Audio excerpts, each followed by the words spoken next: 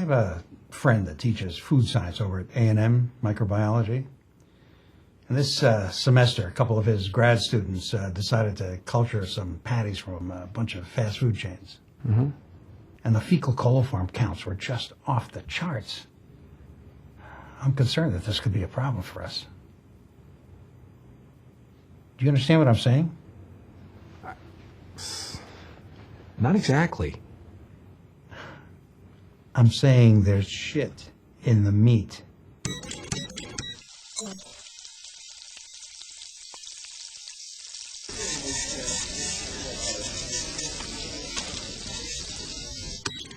I haven't eaten meat or, since like 1983. One book I remember reading, Animal Liberation by Peter Singer. I think that one is an influential book for a lot of people. You think a certain way and then you read someone and go, okay, that kind of coalesces what I'm unable to articulate. I think Fast Food Nation, the book, is that probably for a whole nother generation. Fast food's cheap, but you pay later, and in a way, our society pays, you don't just pay later, you pay in advance too. We're subsidizing so much of that industry. The book Fast Food Nation, I think, is a brilliant piece of nonfiction that takes you into the world, gives you the history of that industry and everything. But to do a movie about something, it really takes you there. I knew I would get to meet people. I knew I would actually be in the desert crossing with workers. I would be in slaughterhouses. I would be in fast food restaurants. I think I really wanted that as a life experience too. There's some people who don't want to know what's behind everything. There's people who just accept the policy and go, okay, I don't want to think too much about it. I'm sure it's right. The idealist in me thinks people do care. They just don't know. Look, I don't waste a lot of time thinking about this stuff. Oh. Democrats, Republicans, they're all crooks. This is why revolutions are meant for the young. If you don't do it now, you're never gonna. Uniform, uniformity. Conform, conformity. Monogamy, monotony. No wonder you're not still married. Stupid stupidity. Yeah, look, hey, the facts are not always friendly. Something like Fast Food Nation, it was important for me to just kind of say, okay, there it is. If it makes people feel uncomfortable or have to confront that in themselves, good. If it can get people to think that their choices, their consumer dollar choices and their life choices actually do make a difference. Your individual actions in this world do count. You're kind of made to think what you do isn't important. It's up to everybody to say, you know what? I like life. I want to live longer. I want my kids to be healthy. I want people I care about to be healthy, or I want our water to be clean. I think there should be less cruelty in the world.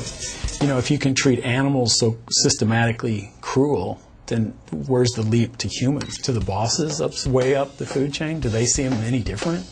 No. You're on the line working one side of the meat, but you're meat too. ¿Estás bien? Cuéntanos, ¿cómo es? Está grueso. Y me dieron una manguera de presión, y yo pues riegue agua para limpiar la sangre, la grasa, el pelo y toda la mierda que queda de las vacas. Es guacala. El agua está calientísima, casi hirviendo, que si te toca te quema. El vapor te empaña el visor y no ves nada. Me lo quité. The slaughterhouse thing was probably the most intense thing. It was interesting just to feel my own psyche having to battle what I was around and strangely trying to, work around. It was probably the most difficult. We only had a few hours, but kind of the most intense, difficult thing I've ever done.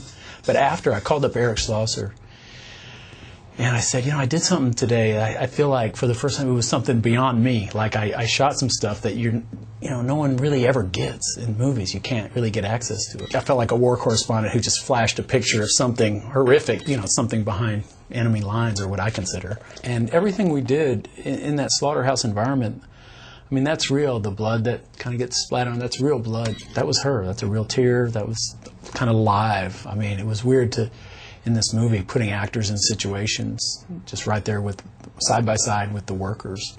When it was over, people took off their hard hats and we were all out in this parking lot, and everybody's just like, whew. A lot of them, it's like, I'll never eat meat again. I don't want to, because we were going from that into lunch. It's a good time to be a vegetarian, actually.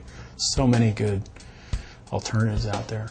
You don't have to go through this chain of horror to get to that little patty that's certainly not good for you.